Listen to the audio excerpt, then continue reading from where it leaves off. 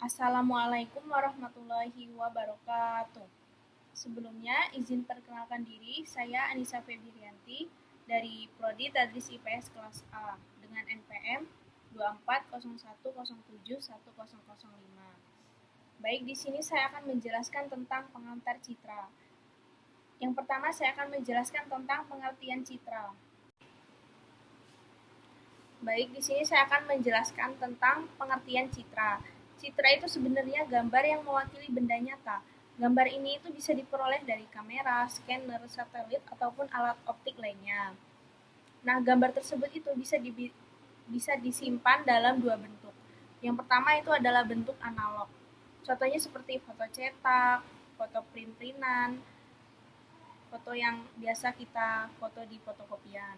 Yang selanjutnya ada bentuk gambar digital. Contohnya seperti gambar yang ada di foto di HP dan gambar yang ada di komputer.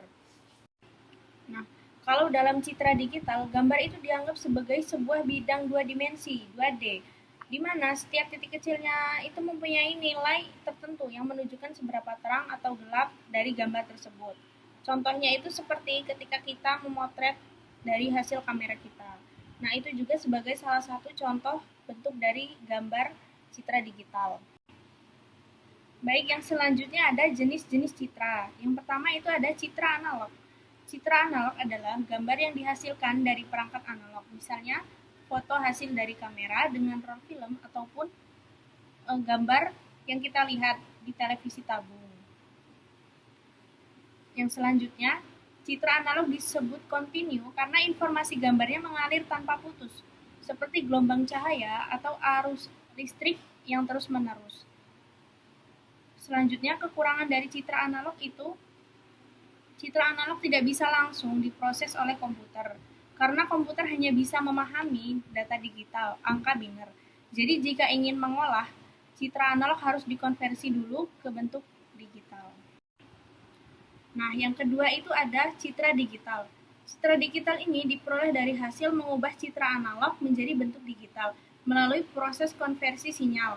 Bentuk digital ini tersusun dari pixel, picture element, yaitu kotak-kotak kecil yang masing-masing menyimpan informasi warna atau intensitas cahayanya. Semakin banyak jumlah piksel, semakin jelas pula kualitas gambar tersebut.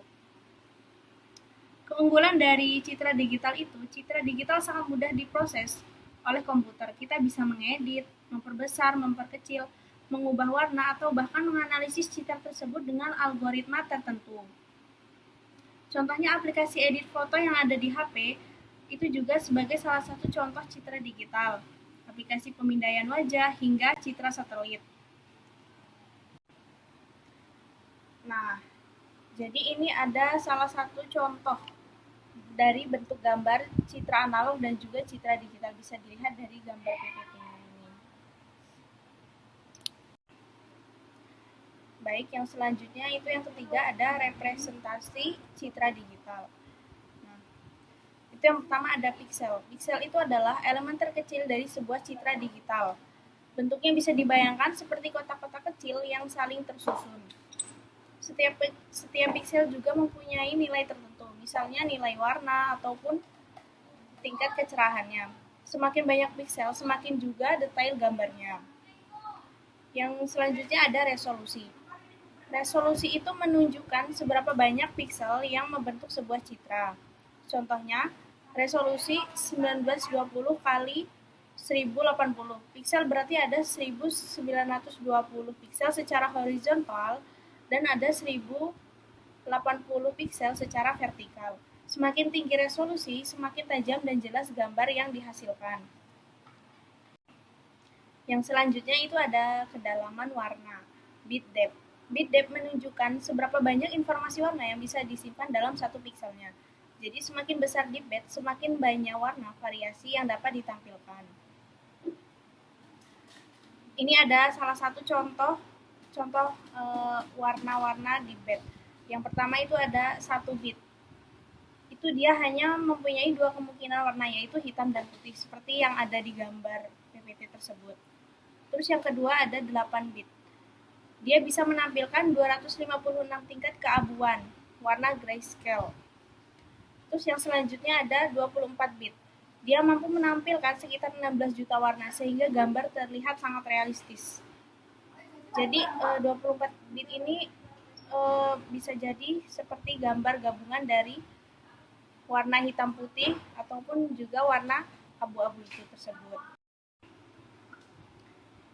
Yang keempat ada eh, jenis-jenis citra berdasarkan warnanya. Yang pertama itu ada citra binner. Citra binner itu adalah citra yang paling sederhana karena hanya mempunyai dua kemungkinan warna saja.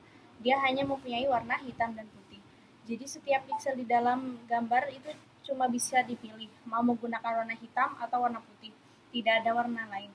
Biasanya digunakan untuk gambar sederhana. Misalnya seperti teks hasil scan. Bisa dilihat seperti contoh gambar yang ada di PPT. Yang selanjutnya ada citra grayscale. Kalau citra grayscale lebih detail dibanding citra binner tadi. Gambar ini menampilkan beberapa tingkat keabuan, dari hitam pekat sampai putih terang. Nilainya biasanya dari 0 sampai 255, di mana 0 itu hitam total, 255 itu adalah putih totalnya. Dan angka diantaranya adalah abu-abu dengan tingkat kecerahan berbeda. Nyatanya, contohnya seperti yang ada di gambar di PPT ini. Yang ketiga ada citra berwarna RGB. Nah, kalau citra berwarna inilah yang sering kita lihat sehari-hari di foto ataupun video. Gambar ini berbentuk dari kombinasi tiga warna, yaitu merah, red, hijau, green, dan biru, blue. Dari campuran ketiga warna inilah bisa dihasilkan jutaan warna lain, sehingga gambar terlihat berwarna-warni seperti nyata. Bisa dilihat contoh gambarnya yang ada di PPT ini.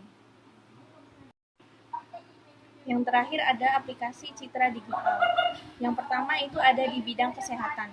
Citra digital dipakai dalam alat medis seperti CT scan dan MRI. Fungsinya adalah untuk melihat organ dalam tanpa harus melakukan operasi. Contohnya seperti dokter bisa melihat tumor, kerusakan organ, atau kondisi otak pasien tanpa harus melakukannya dengan operasi. Yang kedua ada penginderaan jauh. Alat ini menggunakan citra satelit untuk pemetaan dan pemantauan bumi. Misalnya seperti melihat kondisi hutan, mendeteksi banjir, ataupun memantau perkembangan kota. Yang ketiga itu ada industri. Citra digital ini digunakan untuk mendeteksi kualitas produk. Contohnya seperti ada kamera otomatis pada pabrik makanan untuk bisa mendeteksi produk yang rusak atau cacat. Yang keempat itu digunakan dalam kepolisian ataupun keamanan. Kalau di dalam kepolisian itu digunakan dalam fase recognition, pengenalan wajah, dan pemindaian sidik jari. Teknologi ini juga membantu untuk mengidentifikasi seseorang dengan cepat, baik untuk keamanan gedung maupun investigasi kriminal. Yang selanjutnya ada di bidang hiburan. Citra digital juga sangat berperan dalam fotografi, film, dan game. Tanpa teknologi citra digital, kita tidak akan bisa menikmati film dengan efek visual canggih ataupun game grafik dengan realistis. Jadi, citra digital itu tidak hanya sebatas gambar di komputer, tapi sudah menjadi bagian penting dalam kehidupan sehari-hari. Kita mulai dari kesehatan, keamanan, hingga hiburan. Baik, mungkin itu saja materi yang dapat saya sampaikan. Apabila ada salah kata, saya mohon maaf yang sebesar-besarnya. Cukup sekian. Wassalamualaikum warahmatullahi wabarakatuh.